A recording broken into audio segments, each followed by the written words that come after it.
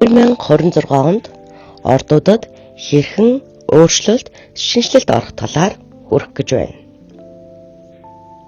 Материйн орд. 2026 онд материйн орд бүрэн эрх мэдэл манлайлалдаа орно. Нөлөө, хариуцлага, оршихуйн хүчтэй мэдрэгдэнэ. Санхүүхийн өсөлт онцгойлон тодорно. Ялангуяа бүтцтэй хөдөлмөр түншлэлээр ажил мэргэжлийн зорилгоо хувийн амлалттай тэнцвэржүүлж илүү их хариуцлагыг сахилах баттай үүрнэ.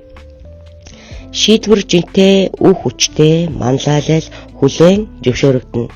Докторжуулагч найдвартай хүн болж төлөвшинэ. Хумхийн орд. 2026 онд хумхийн орд харилцаа болон хувийн амьдралдаа томоохон өөрчлөлт туулна. Сэтгэл хөдлөлийн бодлон, тэнцвэрхий байдал, 3 дахь этгээдийн оролцоотой хэв маягууд арилна. Хумхийн орд бие даасан байдал, тодорхой байдал, сэтгэлийн хүчээ дахин олж авна. Энэ жил хайр дурлал, холбоон татагдах хүч, соронзон нөлөө нэмэгдэж, өөртөө итгэх итгэл сэргэнэ.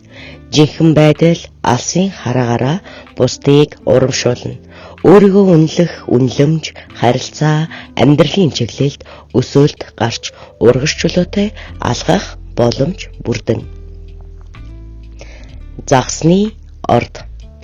2026 онд загсны орд гүн гүнзгий суллалт дахин төрөх мөчлөгийг дуусгана.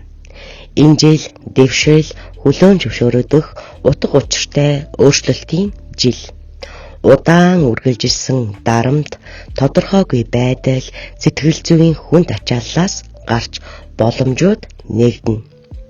Нэр хүнд, хариуцлага, нөлөөлөлтэй холбоотой боломжууд гарч ирнэ. Энэрэнгүй зан чанар хിവэрч хэл хязгаар өөрийгөө хүндлэх мэдрэмжтэй хослоно. Энэ жил тогтвортой байдал, дотоод хүчээ олж авах чухал эргэлтийн цэг болно.